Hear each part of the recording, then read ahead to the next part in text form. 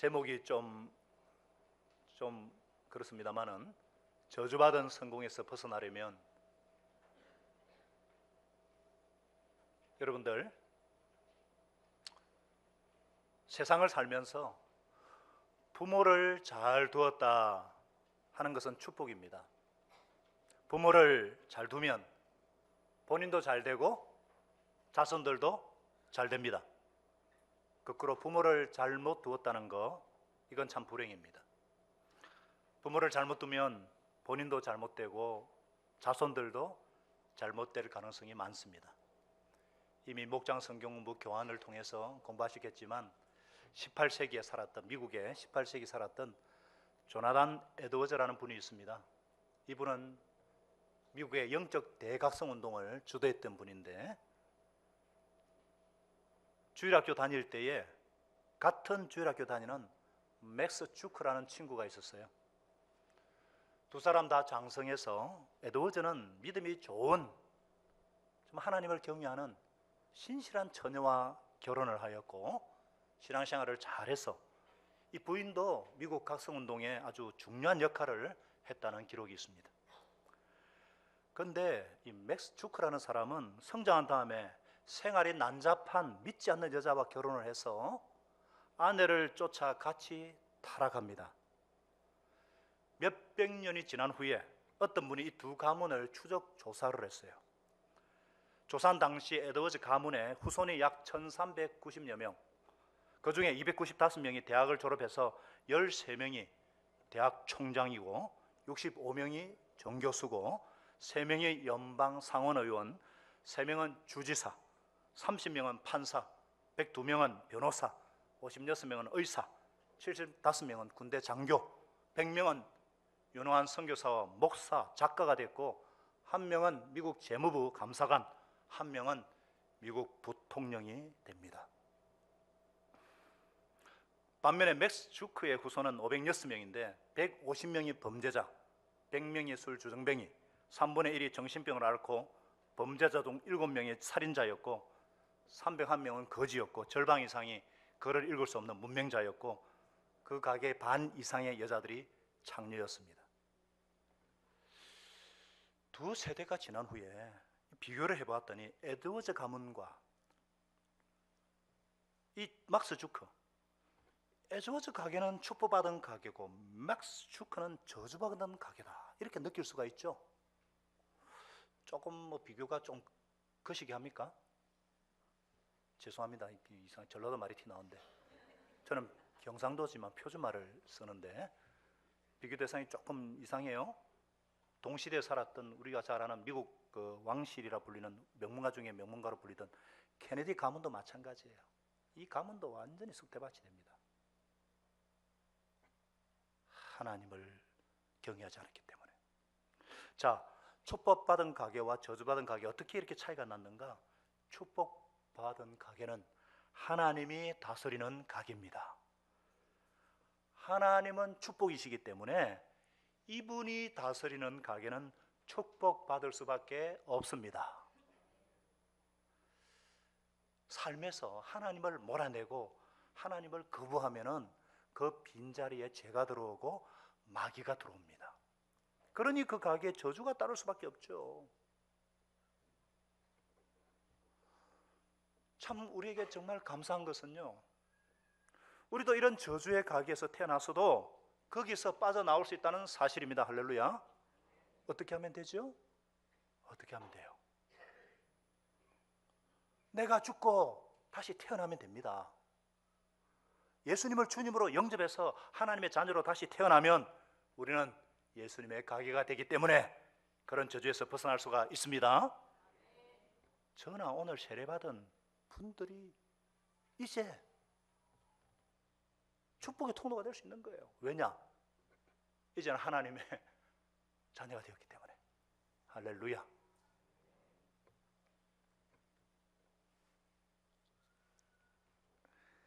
근데 내 힘으로 이 가게의 힘, 조상으로부터 흐르는 이 저주의 힘을 거절할 수가 없어요. 이 창세기 4장과 5장을 보면은 이 축복받은 가게와 저주받은 가게가 나옵니다.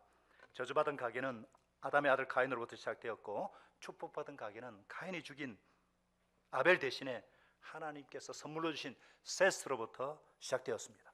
아버지가 같은데 한 사람으로부터는 저주받은 가게가 시작되었고 한 사람으로부터는 축복받은 가게가 시작되었어요. 마치 압록강이나 두만강이 시작은 백두산 천지에서 시작되었지만 한쪽은 이쪽으로 흘러서 서해안으로 떨어지는 압록강이 되고 한쪽은 저쪽으로 흘러 동해로 흘러 두만강이 된 것과 같습니다. 여러분, 가인은요 끝까지 하나님의 사랑을 거부하고 회개하지 않고 버티다가 결국 하나님을 삶 가운데 몰아냈어요. 그러나 셋은 하나님을 섬겼습니다.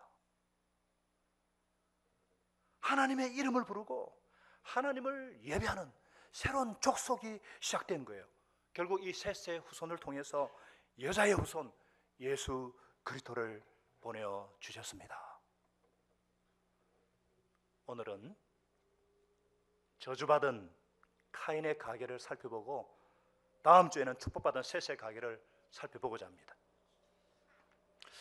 자, 근데 우리가 저주받은 가계라고 하면은 인생에서 낙오하고 실패한 사람들로 가득 차 있을 것이다 것 같은데 그렇지 않습니다.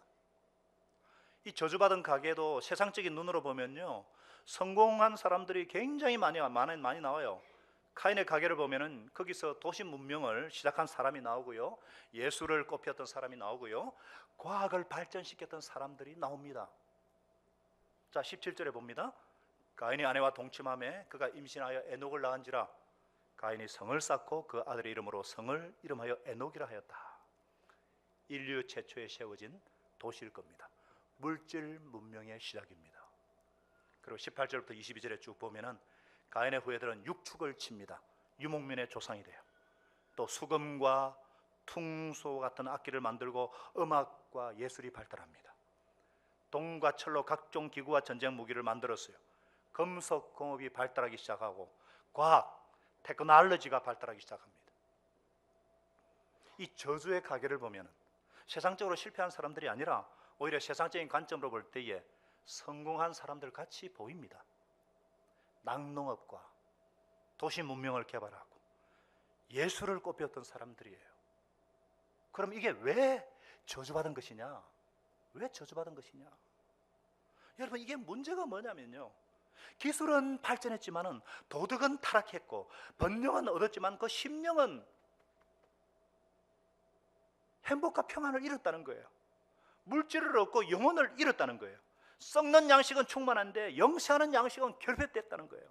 땅에 속한 것은 추구했지만 하늘에 속한 것은 다 잃어버리는, 한마디로 뭔가 얻은 것 같은데 가장 중요한 하나님을 잃었다는 것입니다. 모든 복의 권원 되시는 하나님을 잃었다는 것입니다. 그들은 하나님이 없는 세속문화, 인본주의 문화를 만들었어요. 사회 악이 꽃피기 시작했던 것입니다. 이 가인의 저주받은 후예 가운데 대표적인 사람이 라멕이에요.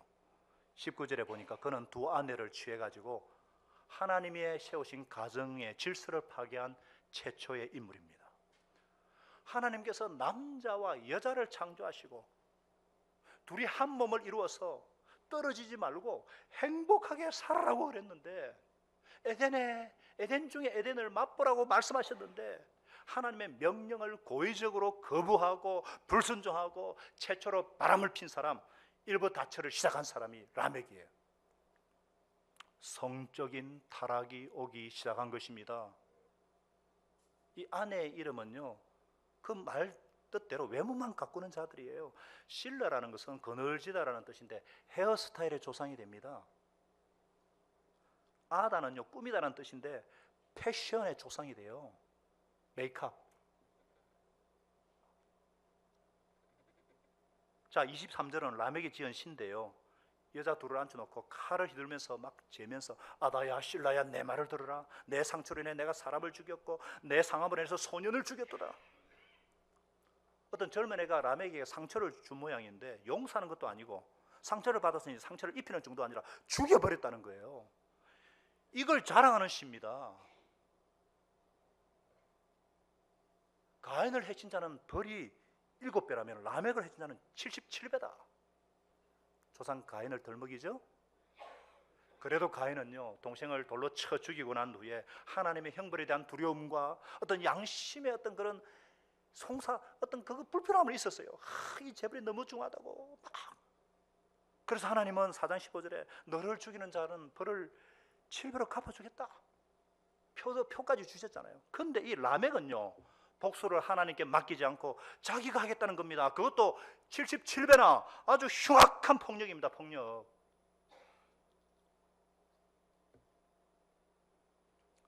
여러분, 저주의 가문에서 태어난 사람이 우리 눈에 보기에는 성공한 것처럼 보일 수 있어요.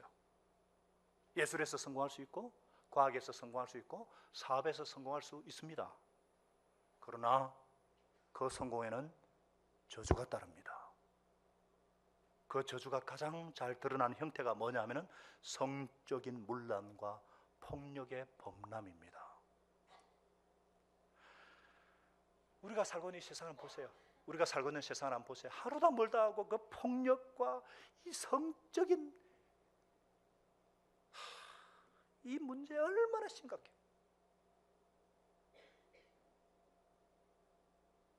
묻지마 폭력. 핵 가지고 장난치고. 성 문제는 드러난 것만 그렇지 드러나지 않은 거는 이게 뭐 전부 다 미디어 탓이다 이랬는데 사실 그래요. 태어날 때부터 12살이 될 때까지 사람을 죽이는 장면을 8,000번 이상 본대요. 애들이. 요즘은 더 합니다. 그러니까 사람 죽이는 게 자연스럽게 생각하는 건 당연하죠. 미디어 탓만 할 수 없어요. 지금 뭐 갤럭시 A, 갤럭시 노트 A, 뭐 V30 자꾸 각 기술은 발달할 겁니다. 문제는 이 죄와 폭력이 만연한 이 저주받은 세상에서 살고 있기 때문에 점점 하나님 대신에 죄가 채우고 악령이 채우고 결혼하기 전날 같이 자는 거, 같이 사는 거 부끄러운 것도 모르고 가정이 붕괴되고 살아보고 결혼한 사람은요 이혼율이 더 높은 거 아세요? 예전에는 3쌍 중에 하나다 이제 2쌍 중에 하나가 지금 이혼하고 왜 이런 지경이 됐는가? 자꾸 하나님을 몰아내면서 죄가 채우고 악령이 채우고 성적인 문란과 폭력이 난무한 저주받은 세상이 되고 있는 거예요.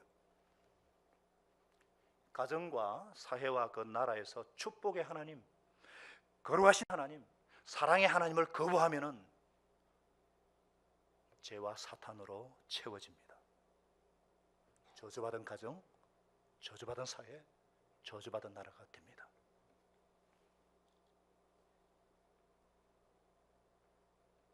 오직 우리 지난 시간에 배웠지 않습니까? 오직 예수 그리스도만이 이 저주를 물리치고 해결할 수 있는 분이십니다.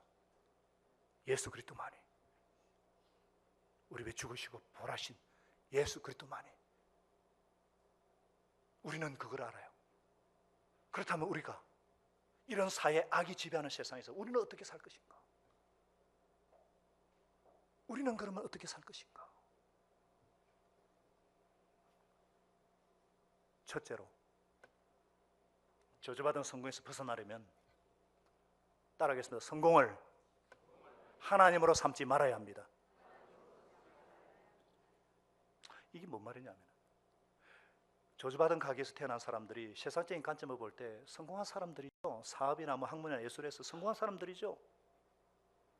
왜냐면요 하나님을 내 마음에 모시지 않으면 하나님만이 채울 수 있는 이 공허감이 생겨요. 이 공허함을 뭔가로 채워야 되는데 이들은 성공으로 채웁니다. 그래서 예술에 미칩니다. 사업에 미칩니다. 학문에 미칩니다. 이들에게는 사업이 하나님이 되고 학문이 하나님이 되고 예술이 하나님이 됩니다. 성공과 성취가 하나님이 되는 거예요. 그것이 내 삶의 가장 중요한 것이 되어버렸고 그것을 의지하게 되었고 그것을 위해 목숨까지 바칠 각오가 되어버렸어요. 그러니까 성공하지 않을 수 있겠어요? 아니 목숨을 내놓고 사업하는 사람을 어떻게 이깁니까? 목숨을 내놓고 예술을 하겠다는 사람을 어떻게 이깁니까? 목숨을 내놓고 공부하겠다는 사람을 어떻게 이겨요? 이들은요, 자기 학문이, 자기 사업이, 자기 예술이, 자기 성공이 하나님이 된 사람들입니다. 그래서 자기 분야에서는 성공할지는 모르지만은요, 하나님이 없는 성공은 저주가 따릅니다. 그런 상황 가운데서 반드시 성적인 문란함이 따르고 가정이 깨어지고 어떤 정신적이든지 어떤 육체적이든지 폭력이 따르게 되어 있습니다. 얼마나 말로 죽이는지 몰라요. 어느 폭력, 정신적인 폭력, 육체적인 폭력이 따르게 되어 있습니다. 그래서 우리가 세상에서 성공한 사람을 부러워하고 그 사람을 막 쫓아가려고 하면 우리도 모르는 사이에 이 성공이 하나님이 되어버려요. 성공을 이룰지 모르지만 그곳에는 저주가 따릅니다. 저주받은 성공이 될 수가 있어요. 잘 아셔야 됩니다. 그렇기 때문에 저나 여러분은 성공이 우리 인생의 목표가 되어서는 안 됩니다. 성공한 사람 본받으려고 하고 부러워하고 그대로 살려고 해서도 안 됩니다. 이 사람들에게는 자기 사업이, 자기 예술이, 학문이 하나님이 된 사람들이기 때문에 자기를 따르는 사람도 똑같이 그렇게 되길 원해요. 그래서 소위 갑질이라는 것도 여기서 나온 거예요. 어떤 분이요, 아주 신실한 크리스찬에게 동업을 제안했어요.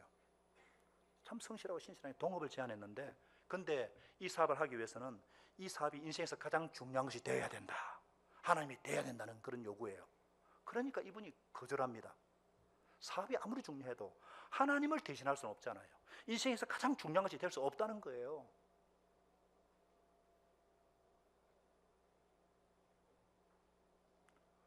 오늘날 성공 만능주의 시대입니다.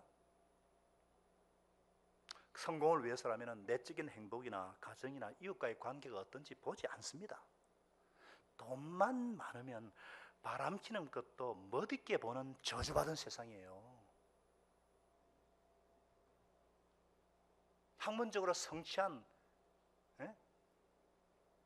예술적으로 어떤 돈 있는 사람들이 얼마나 지저분하게 사는지 아십니까? 그거 성공 아니거든요. 그래서 예수님은 분명하게 마태복음 6장 24절에 분명히 말씀하십니다. 마태복음 6장 24절 같이 읽어보겠습니다. 같이 읽겠습니다. 시작. 한 사람이 두 주인을 섬기지 못할 것이니 혹 이를 미워하고 저를 사랑하거나 혹 이를 중히 여기고 저를 경히 여김이라. 너희가 하나님과 재물을 겸하여 섬기지 못하는, 두 주인을 섬기지 못한다는 거예요. 두 주인을 경배하지 못한다는 거예요. 하나님과 재물을 동시에 섬기지 못한다는 거예요. 이게 무슨 말인가 헷갈리죠? 돈 앞에 절하는 사람이 있어요. 돈이 하나님입니다. 우리에게도 똑같이 예수님이 말씀하실 거예요. 하나님과 사업을 함께 섬기지 못하느니라, 하나님과 하나님 학문을 함께 섬기지 못하느니라, 하나님과 예술을, 하나님과 내 성공과 성취를 동시에 섬기지 못하느니라. 우리는 내 성공이 하나님이 되는 거 경계해야 됩니다. 그게 하나님이 되면은 성공할 수 있다 그랬잖아요. 그러나 그 성공하는 과정과 성공하는 후에는 저주가 따릅니다. 내가 파괴되든지 가정이 파괴되든지 육신이 파괴가 됩니다. 정말 제가 아는 어떤 빛나는 예술가, 이분은요 본인이 행복한 사람이 아니에요. 가정이 행복한 가정 거의 없습니다.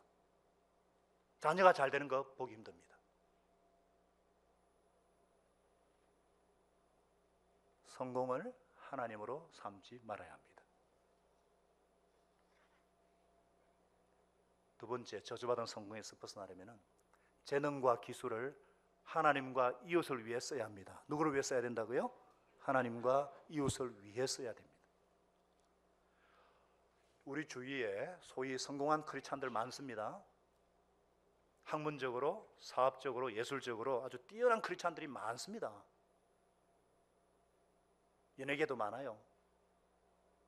그런데 가만히 보면은 자신도 행복하고 보람을 느끼고 가정도 행복해요. 이런 분들을 쫙 연구해 보니까 성공을 해도 이웃을 착취하기보다 이웃 사람들에게 도움을 줍니다. 그분들을 섬기는 삶을 사는 거예요. 제가 많은 예를 들 수 있지만 직접 어제 목자 캠프에서 어제 제가 들은 간증입니다. 천안 아산 제일교회, 안안 아산 제자교회 박성신 목자.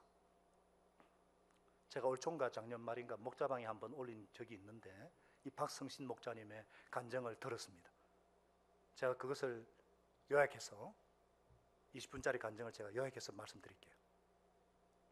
이분은요 30대 초반에 사업을 하다가 쫄딱 망해가지고 천안으로 내려와서 슈퍼마켓 일을 하게 됩니다. 가족에 대한 미안함과 자존심 회복을 위해서 미친 듯이 일을 해요. 1년 365일 하루도 쉬는 날 없이 아침 8시에 출근해서 11시에 퇴근했고 15년이라는 긴 시간 동안 힘들다는 소리 한번 하지 않고 가족의 행복을 위해 돈을 많이 벌어야 되겠다. 그래서 지독하다, 독사 같다, 별소리 다 들으면서 일을 한 덕분에 아파트 지하 상가지만 슈퍼마켓 사장도 될 수 있었고 가족이 모여 살 수 있는 아파트도 장만했다는 거예요. 근데 돈만 있으면 되는 줄 알았는데 행복은 찾아볼 수가 없었다는 거예요. 아내는 일에 미쳐 사는 자기 때문에 자기가 뭔가를 채워줄 수 없으니까 친구들과의 술자리에 나가기 시작했고 새벽에 술에 취해서 인사불성이 되어 들어오는 일이 자주 있었고 이혼 소리가 날 정도로 부부관계가 심각해졌다는 겁니다. 무엇이 잘못됐는지 뭔가 잘못됐다는 생각은 들었는데 어떻게 해야 될지 답이 없었어요. 그러던 중에 일하고 있는 상가 2층에서 중국집을 운영하고 있는 장한수 목자님과 박선영 목녀님을 만나게 됩니다. 아내가 이분들의 권유로 목장에 나가기 시작하더니 술친구를 멀리하고 가족들을 섬기며 웃음이 많아지는 등 좋은 모습으로 변해가기 시작했다는 거예요. 아내의 변화된 모습에 목장이 어떤 곳인지 궁금해졌고 드디어 본인도 목장에 참석해서 1년을 버티다가 목자 목녀님이 섬김에 미안해서 교회에 첫 발을 내디뎠고 상공부는 꼭 해야 된다는 목자님의 반강제적인 압박에 못 이겨서 생명의 삶도 수강하게 되었다는 거예요. 이분의 첫 기도는 생명의 삶 수강 중에 8주차 있는 성령 체험 시간에 드린 기도입니다. 이분은 소리내서 식사기도 한번 해보지도 않았던 때인데 평생 해본 적이 없는 금식을 하고는 눈을 떴다 감았다 하면서 옆에 사람 기도하는 모습을 살피다가 얼떨결에 기도한 게 직원들을 위한 기도였어요. 마트는 일하는 시간이 길고 힘들기 때문에 신용불량자, 사업에 실패한 자들, 아무 곳에서도 받아주지 않는 사람들이 많기 때문에 이 직원들이 경제적으로 아주 안정된 생활을 할 수 있고 또 자기처럼 목장에 나와서 행복해지는 것, 이 기도를 하나님께서 하나님을 드렸다는 거예요. 그때 하나님이 이런 생각을 심어주셨다는 거예요. 직원들이 마트 사장이 될 수 있도록 돕는 것. 그러면 경제적인 문제도 해결될 거고 이들을 목장에만 참석하도록 하면 행복해질 거라는 생각이 들었다는 거예요. 그래서 일단 직원들을 VIP로 생각하기 시작했다는 거예요. 이들을 힘껏 도와주고 목장과 교회로 인도하고 주님을 만나서 감사가 넘치는 삶을 살도록 하는 것을 사업의 목표로 잡았다는 거예요. 예전에는 매장을 통해서 나에게 얼마만큼의 수익이 들어오느냐, 여기에 모든 초점을 맞췄지만 이제는 어떻게 하면 직원들에게 목표와 비전을 보여줘가지고 사장되는 꿈을 갖도록 하는지에 초점을 두고 기회가 있을 때마다 직원들에게 사장으로 만들어주고 싶다는 생각을 말해주고 최고참 직원을 선택해가지고 마트 사장이 되었을 때 필요한 운영 방법과 노하우 등을 가르쳐 주니까 직원들도 일하는 것이 즐거워졌고 매장에 활력이 넘치게 됐다는 거예요. 이분이 운영하던 매장이 아파트 상가 지하에 있는 것 하나뿐이었는데 새 매장을 오픈해서 직원들이 사장이 되게 해달라는 그 기도를 목장에서 시작한 지 몇 달 안 되어서 돈 한 푼 없는 직원들이 사장이 되기 시작했는데 첫 매장을 오픈하는 기적이 일어나고 첫 매장을 오픈하고 서로의 지분을 나누어 줘야 될 상황에서 새로 사장이 되는 직원에게 VIP라는 사실이라는 것을 명심하고 영혼구원과 직원이 성공하는 것에 우선순위를 뒀다는 거예요. 그래서 이분은요, 투자금이 없는 직원이 사장이 되어서 안정적인 생활을 누리고 2, 3년 후에 투자금을 갖고 나면 다른 직원을 또 사장이 되도록 도울 수 있는 자금 능력을 키우도록 이런 방법을 통해서 올 초는 9호점인데 어제 간증할 때 14호점까지 개점이 되었다는 거예요. 14명의 사장을 세웠다는 거예요. 2년 전에 오픈한 9번째, 9번째 매장은요, 이분과 상관없이 오픈된, 그러니까 자기한테 독립한 사장 3명이 모여가지고 자기 직원 중에 1명을 사장으로 세워가지고 매장 1호를 했는데 동생들이 계약을 한 후에 들뜬 목소리로 자기한테 전화를 해왔다는 거예요. 목자님, 사장님, 우리도 이제 분가를 하게 되었어요. 분가를 하게 되었다고 얼마나 기쁘게 말하는지. 사업을 목장처럼 이런 비전을 가지고 열심히 달려왔는데, 그런 생각으로 사장을 만들어 보낸 사람들이 지금은 사업할 때 믿는 사람이 하나도 없었는데, 함께 일하는 동료 중에 이분을 포함해서 7명이 목자라는 겁니다. 사장들의 모임도 목장 모임으로 술이 없어지고, 아이들과 부부가 함께 모이고, 돌아가며 가정에서 모이고, 아내들은 음식을 준비하고, 남편들은 설거지와 뒷정리를 하고, 아직 믿지 않는 사람도 있지만은 믿는 부부가 많다 보니까 모임에서 나누는 말은 살아있는 간증이 되고, 목장 모임인지 사업 모임인지 구별이 안 되지 않고, 아내들도 모임 있는 날을 기다리고, 하나님의 은혜가 아니오는 도저히 설명이 되지 않는다는 거예요. 이번에 마지막 기도입니다. 보잘것없고 능력 없는 저지만 많은 영혼을 주님께로 인도하는 축복의 통로가 되고 싶습니다. 저와 함께 사업을 하는 모든 사장들과 직원들이 모두 다 제가 믿는 좋으신 하나님을 믿게 되는 것이 제 소원입니다.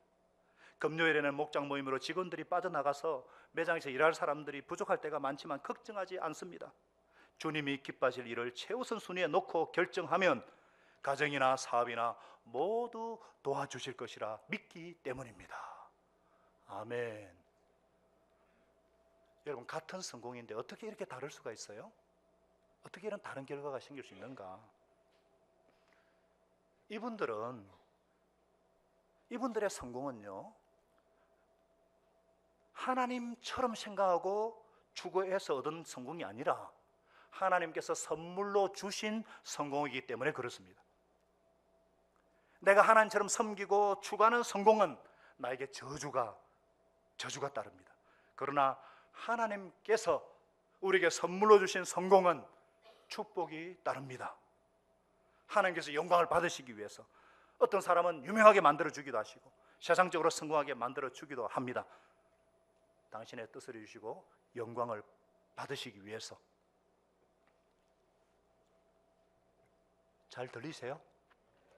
제가 잘 안 들려가지고 제가 막 세게 하는 것 같은데 잘 안 들려가지고 제가 세게 안 할게요.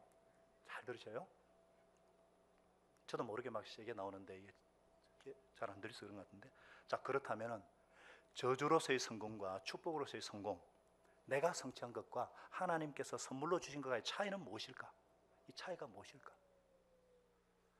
여러분요, 축복의 성공을 이루는 사람들의 공통점이 하나 있어요.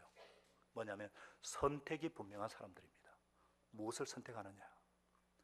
사업에 성공하고 학문적으로 예술 방면에서 성공한 사람들에게 성공과 하나님 둘 중을 하나를 선택하라 할 때 분명합니다. 이분들은 하나님을 선택합니다.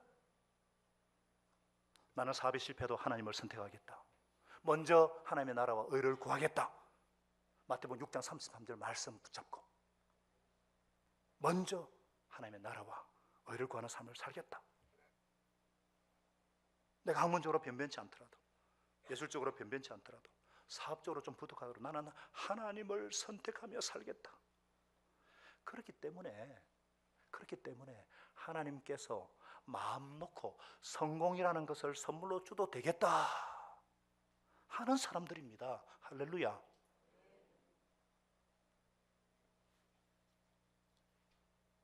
이런 성공에는 하나님이 주신 선물이기 때문에 축복이 따르고 자신에게도 보람과 기쁨이 있고 가정도 행복이 있고 내 주위 사람들에게 유익과 혜택을 줄 수가 있는 것입니다. 그렇기 때문에 여러분들, 우리는 성공 자체를 추구하지 말아야 돼요.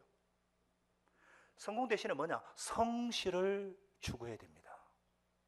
세 번째, 저주받은 성공에서 벗어나려면 따라하겠습니다. 성공보다 성실하게 일하는 것을 추구해야 된다.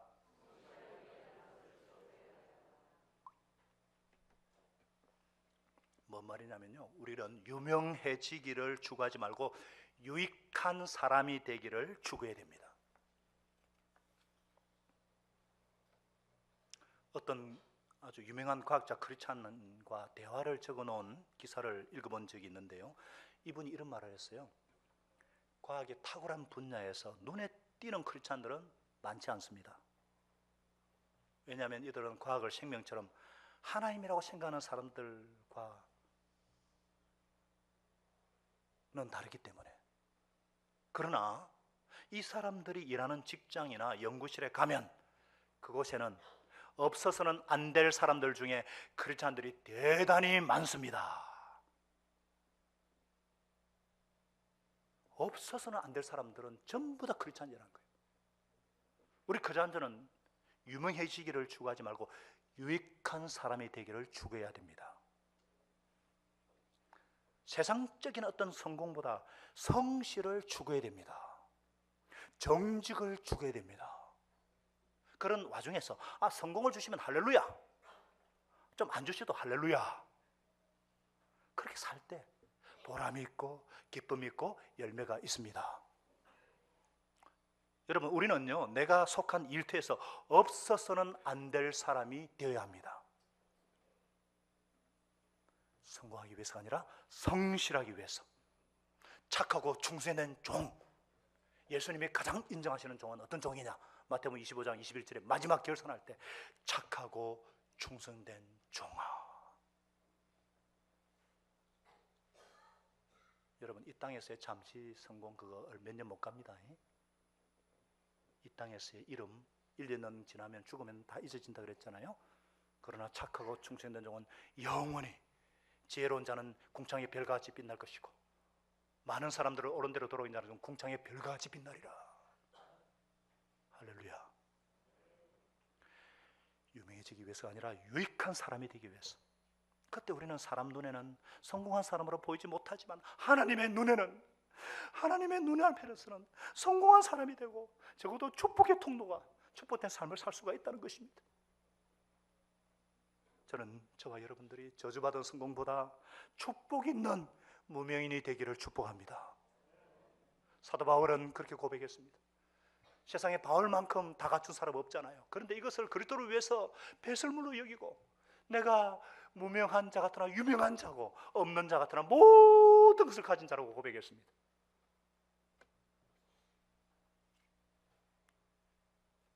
그러다가 보면은 하나님 앞에서 정말 그렇게 살다 보면은 하나님께서 유명하게 해주시면은 뭐 유명해지세요. 그 누가 말려요? 유명해지세요. 하나님이 축복 주시면 선물이라고 그랬잖아요. 그것을 이웃에 흘러보내면 되니까. 제가 예수 믿기 전에는 정말 빚값 번쩍하는 삶, 성공하는 삶, 유명해지려고 정말 애를 많이 썼습니다. 없어도 있는 척, 몰라도 아는 척, 얼마나 애를 쓴지 몰라요? 진짜 피곤하게 살았습니다. 그러다가 예수님을 영접하고 영원한 하늘나라 기업이 있는 걸 알고 진짜 하나님 앞에서 축복받는 삶, 정말 사명의 삶을 살고자 이제는 애를 씁니다. 이 자리에 서 있는 것도 하나님이 주신 선물이라는 것을 알기 때문에, 은혜의 힘을 알기 때문에, 은혜이기 때문에 더 겸손하게 하나님과 동행하는 삶을 살고자 기도합니다. 제가 가진 것 다 가져가셔도 저 눈 하나 깜빡하지 않습니다. 유명해지기를 포기하니까 이제 사람 눈에 성공한 목회로 안 보여도 상관없습니다. 지금 당장이라도 너 미래를 교회 그만두고 선교지로 가, 그러면 저 갈 수 있어요. 주님의 뜻이면. 아직 제가 할 일이 있기 때문에. 어차피 제가 가진 거 하나도 없고 하나님이 선물로 주신 것이기 때문에 그도 가셔도 상관없습니다.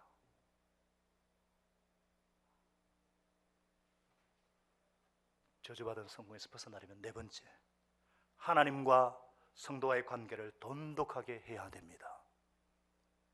여러분, 사람은 독립적으로 존재할 수 없습니다. 우리는 우리 주위 사람들의 영향을 굉장히 잘 받게 되어 있어요. 잘 받습니다. 소위 세상에서 성공한 사람들 자꾸 만나다 보면요, 그 사람들의 사고방식이 점점 전달이 돼요. 세상적인 목마름이 자꾸 생깁니다. 그러지 못한 자기 자신에 대해서 비교의식이 느끼고 초라하게 느껴지기 시작하고요.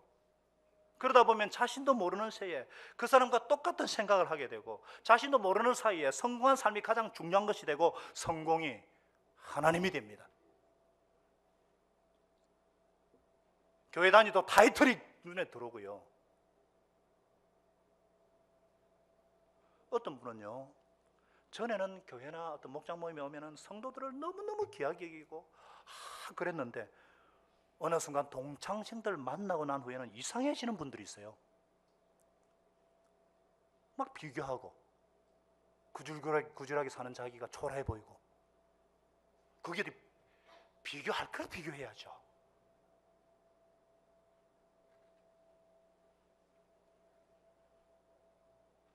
제가 예수 믿기 전에는 정말 교회 사람들이 정말 초라해 보였거든요. 근데 예수님 믿고 하나님의 가족이 된 이후에 하나님께 제 눈을 열어서 하늘의 그 영광의 풍성함이 어떠한지 알게 하셨고, 내 속에 지금도 능력으로 의사 능력이 얼마나 놀라운지, 예수님의 권세와 능력이 얼마나 귀한지 알게 된 이후로는요, 이렇게 하나님께 예배드리는 우리 성도들 한 분이 얼마나 존귀한 분들인지, 얼마나 귀한 분들인지. 이번에 목자 컨퍼런스에 가가지고 3년 이상 된 목자 목녀들을 얼마나 그 산전수전 다 겪은 목자 목녀들이니까 그분의 간증이나 이런 거 들으면서 그냥 우리 교회에 참석하신 7분의 목자 목녀들이 얼마나 귀한 분들인지 눈물을 주체할 수 없었어요.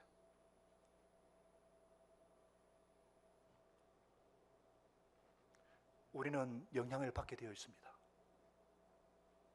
여기서 벗어나기 위해서는 두 가지가 중요해요.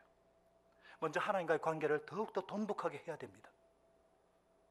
특별히 하나님께서 좀 축복을 주셔가지고 경제적으로 좀 안정이 되고 세상적인 좀 사람들 눈으로 볼 때 좀 성공한 위치에 있는 분들은 정말 기도하는 시간을 가져야 돼요. 이를 꽉 물고 하루에 최소한 20분은 기도하셔야 돼요. 하루 성경 석장을 읽든지 정규 큐티를 하든지. 이거 하지 않으면은 세상 영향을 받습니다. 삐까 소금이 되기는커녕 마디는 소금이 돼가지고 아무짝에도 쓸모없어집니다. 세상적인 기준으로 해서 볼 때 내가 꽤 성공한 것 같다, 이런 인상을 주는 분들은 목장 모임에 절대로 빠져서는 안 됩니다. 제가 미국에서 목장할 때 목자님은 베네수엘라 출장까지 갔는데도 비행기 타고 목장 모임 시간에 오더라고요. 그 부사장인데. 그분을 지금 하나님 얼마나 귀하게 쓰신지 몰라요. 제가 우리 파송 선교사들의 삶을 실제로 가서 보니까 그분들의 제일 중요한 첫째, 둘째, 셋째 제일 중요한 기도점이 뭐냐? 영적 기본생활 승리예요. 그리고 예배 공동체의 소중함을 누리게 해달라고. 선교사의 삶이나 이 땅에서 삶이나 똑같이 어렵거든요. 우리가 세상에 영향을 끼치는 일터 사역자 혹은 전문 영역에서 빛과 소금의 역할을 감당하려면 사실 세상 사람들과 자꾸 만나야 되잖아요. 그것과 균형을 맞추기 위해서는 반드시 목장 식구들과 기도하는 짝들과 만나서 내 얘기를, 내 생각을 얘기하고, 당신은 어떻게 생각하는가 듣기도 하고, 내가 성공에 눈이 어두워가지고 뭐 보지 못하는 것이 없는지 잘못을 지적해주면 귀를 기울이고 회개하고 도움을 청하고, 내 힘으로 어찌할 수 없는 문제는 합심 기도해서 하나님의 도우심을 구하고. 그래서 히브리서 기자가 뭐라 그랬어요? 말세가 될수록 모이기를 피하는 사람들과 하지 말고 모이기를 힘쓰라 그랬잖아요. 모이기를. 할렐루야. 부탁드립니다. 제발 부탁드려요. 예배를 놓치면 안 됩니다. 목장 모임을 놓치면 안 돼요. 목장은 교회예요. 교회. 우리가 저주받은 성공의 노예가 되지 않으려면 하나님과의 관계, 성도의 관계를 돈독히 해야 됩니다. 마크 주커가 그냥 그렇게 됐겠어요? 그 집안이? 특별히 예술 계통에서 일하는 분들, 음악이나 영상이나 패션이나 그래픽이나 정말 조심해야 돼요. 예술계나 어떤 문학에 종사하는 사람들은 어떤 사회에서 인정을 받느냐 안 받느냐 여기에 달려 있잖아요. 그래서 사람들의 반응에 민감하기가 대단히 쉽죠. 그런데 이 사회라는 게 하나님 없이 사는 세상 아닙니까?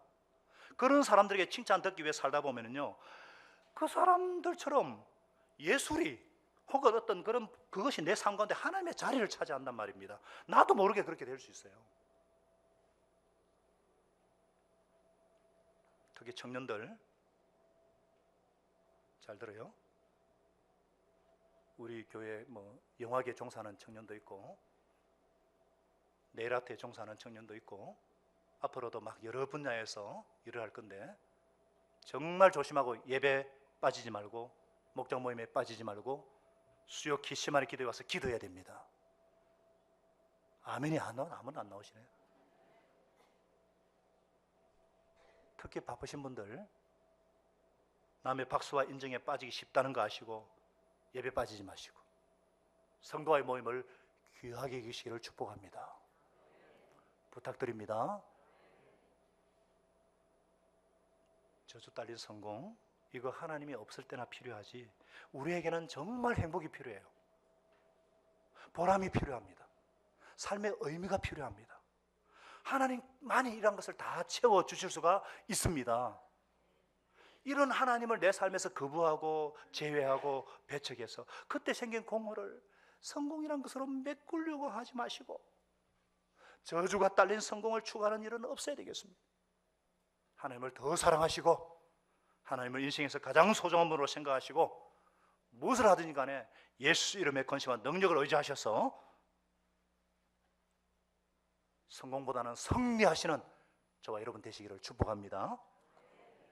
성공하기 위해서가 아니라 성실하기 위해서, 유명해지기 위해서가 아니라 유익한 사람이 되기 위해서 100% 전심전력 다해서 어디에 계시든지 간에 없어서는 안 될 사람이 되고 복의 통로가 되셔서 여러분도 행복을 맛보시고 여러분의 가정도 행복하시고 여러분을 통해서 축복의 가게가 시작되시기를 예수님의 이름으로 축원합니다. 기도하십시다. 우리 1분 동안 우리 조용히 침묵하시면서